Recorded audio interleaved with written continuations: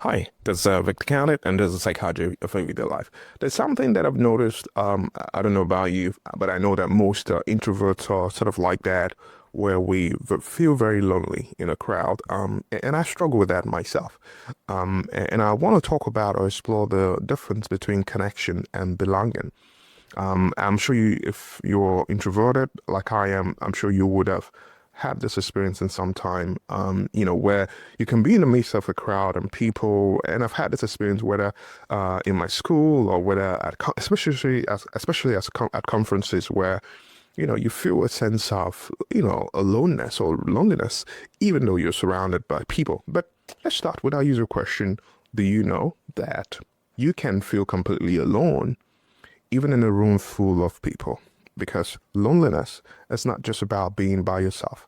It's also about being unseen. It's about being unheard or unknown, even in the middle of connection. And so this week we want to look at the psychology or way of understanding the difference between connection and belonging. And I'm sure that most of us have had this experience where we show up, you smile, you do small talks, whether it's in a conference, whether it's a group setting. Maybe you are even surrounded by people who know your name, but oftentimes there's something missing. There's this ache, there's this social loneliness, there's this gap between the connection that you have and the connection that you truly long for. And it's not just about proximity. I think the problem is belonging. Yes, belonging. Because psychologists, we try to differentiate between social contact and relational depth.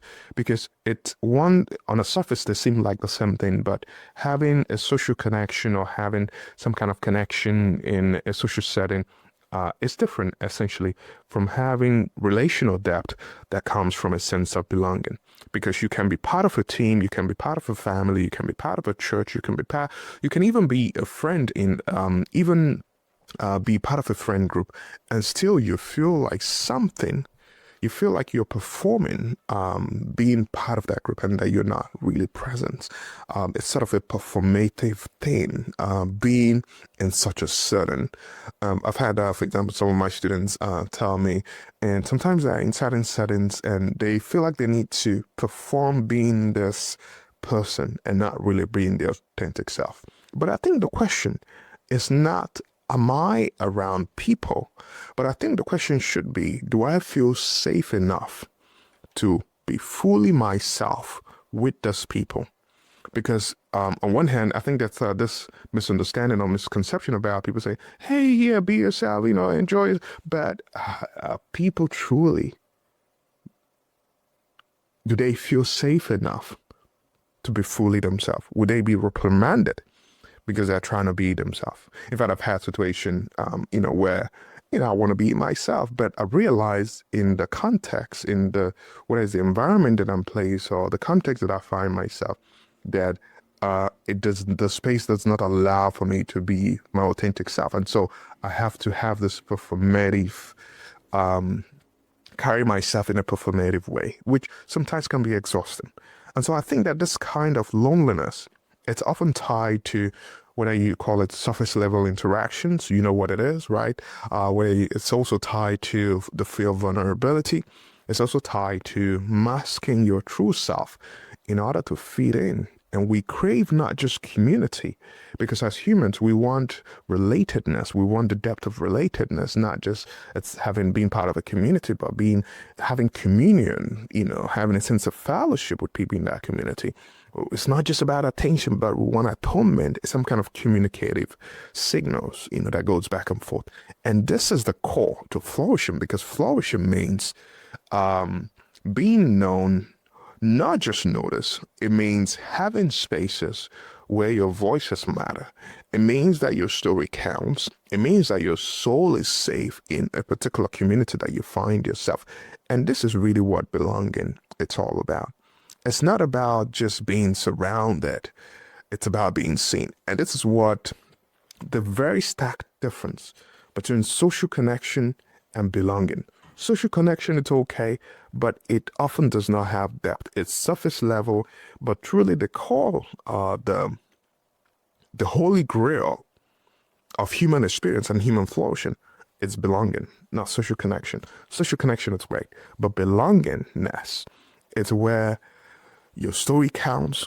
It's where your voice matters, being in a place your voice matters, being in a place you're being known, being in a place where you're being seen and not just being surrounded.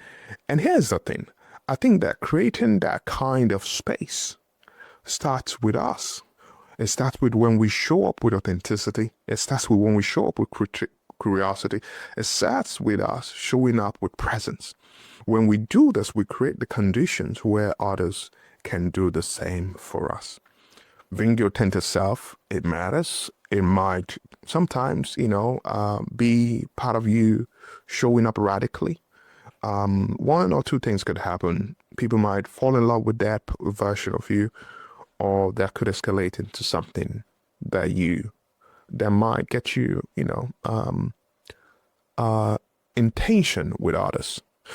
At the end of the day, I think the choice, would be yours on what you want ultimately, whether you want to be in a space where your contributions are authentically appreciated, or whether you want to be in a place where, people just,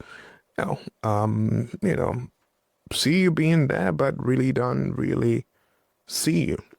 And so if you feel lonely, especially in a crowd, don't blame your need. Rather honor what you need. You need a sense of belonging. It's pointing you, that loneliness ultimately, it's pointing you towards a kind of life where you were made for. Because flourishing, it's not just about having people around you. It's actually about having people with you. This is Victor Counted, and this is the psychology of everyday life. I hope to see you on the next one. You take care. Peace.